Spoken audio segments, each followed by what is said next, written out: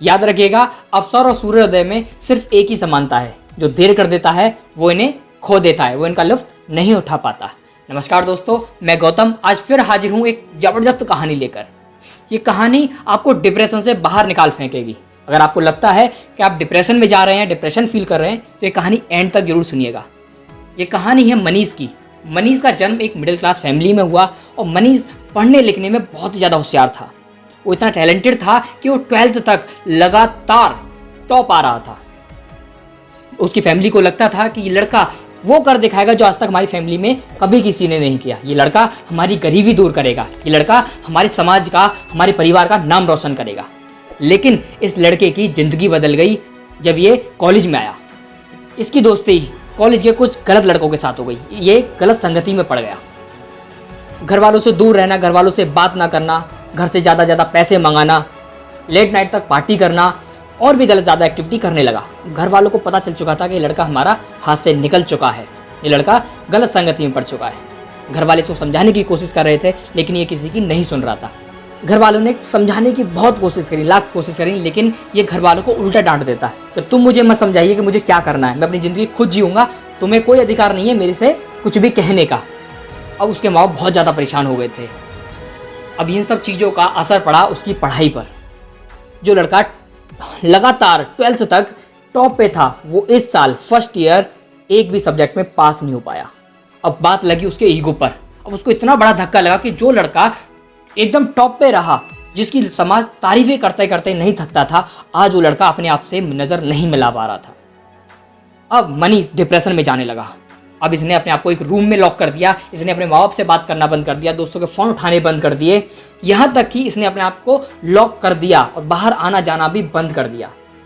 अभी डिप्रेशन में जाने लगा। घर वालों को चिंता होने लगी कि हमारा लड़का, क्या पता हमारे लड़के की ज़िंदगी यहीं स्टॉप हो जाएगी, क्या हमारा लड़का कभी डिप्रेशन से बाहर आ पाएगा, कभी वो ज़िंदगी जी पाएगा जिसका उसने सपना देखा था, जिसके उसके परिवार ने सपना देखा था।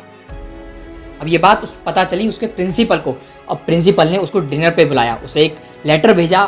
ठंड का समय था, ये प्रिंसिपल के पास पहुंचा तो प्रिंसिपल बालकनी में बैठे हुए अंगीठी पे हाथ सेक रहे थे। अभी उनके पास जाकर बैठा, प्रिंसिपल ने इसका हालचाल पूछा, इसने कोई जवाब नहीं दिया। 10-15 मिनट तक ऐसे ही खामोश बैठा रहा, दोनों के बीच कोई बातचीत नहीं हुई। तो प्रिंसिपल ने सोचा कि ऐसे कोई बात नहीं बनेगी, तो उन्होंने अंगीठी से एक धधकता हुआ कोयला बाहर निकाला और पास ही बड़ी मिट्टी में डाल दिया। और वो कोयला कुछ देर तो धधका, लेकिन कुछ देर बाद ठंडा पड़ गया, बुझ गया। अभी देखकर मनीष बोला कि सर ये आपने क्या किया? कोयला अच्छा खासा जल रहा था, धधक रहा था, हमें गर्मी दे रहा था, आपने उसको क्यों बर्बाद कर दिया? प्रिंसिपल ने कहा कोई बड़ी बात नहीं हुई, ये अभी बर्बाद नहीं हुआ है, देखो मैं क्या करता हूँ। उन्होंने वो कोयला उठाया, साफ़ किया और दोबारा अंगीठी में डाल दिया। कुछ देर बाद वो कोयला दोबारा धधकने लगा, दोबारा गर्मी देने लगा। अब ये देखकर प्रिंसिपल ने कहा कि तुम्हें कुछ समझ में आया? मनीष ने कहा नहीं, मुझे कुछ समझ में नहीं आया। प्रिंसिपल ने कहा कि ये जो कोयला है वो तुम हो, जो अंगीठी है ये तुम्हारा पहला एटमॉस्फेयर है, जिस एटमॉस्फेयर में तुम थे, और वो जो मिट्टी है वो तुम्हारे वो दोस्त हैं जिन्होंने तुम्हें बिगाड़ दिया, तुम्हारे कैरियर को तबाह कर दिया, तुम्हारे एजुकेशनल कैरियर को खराब कर दिया। तुम्हारे अंदर आज भी वही टैलेंट है, आज भी वही प्रतिभा है, बस बशर्ते ज़रूरत है तुम्हें दोबारा अपने एटमॉस्फेयर में आने की। तुम कर सकते हो, तुम कुछ भी कर सकते हो, तुम्हारे अंदर काबिलियत है। अब सारी बात मनीष को समझ में आ चुकी थी।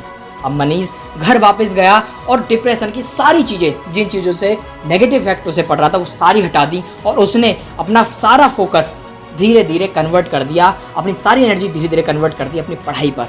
उसका रिजल्ट ये रहा कि मनीष सिर्फ कॉलेज में ही नहीं, यूनिवर्सिटी का भी टॉपर बना, गोल्ड मेडलिस्ट बना।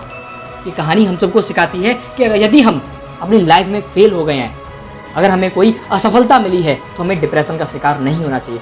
हमें अपने आप को गिल्ट नहीं फील कराना चाहिए, क्योंकि हर बंदे का एक ऑरा होता है, एक लाइफस्टाइल होती है जिससे वो आगे बढ़ सकता है। अगर हम दूसरों को देखकर, दूसरों से इन्फ्लुएंस होकर उनके जैसा बनना चाहेंगे, तो अपनी लाइफ में जो है वो भी खो देंगे।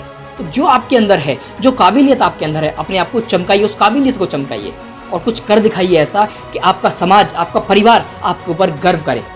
इसी के साथ जल्दी मिलता हूँ नेक्स्ट स्टोरी में। तब तक के लिए अपने परिवार का ख्याल रखें, दूसरों की मदद करते चलें, दुआएं कमाते चलें। तब तक के लिए थैंक यू सो मच। जय हिंद, जय भारत।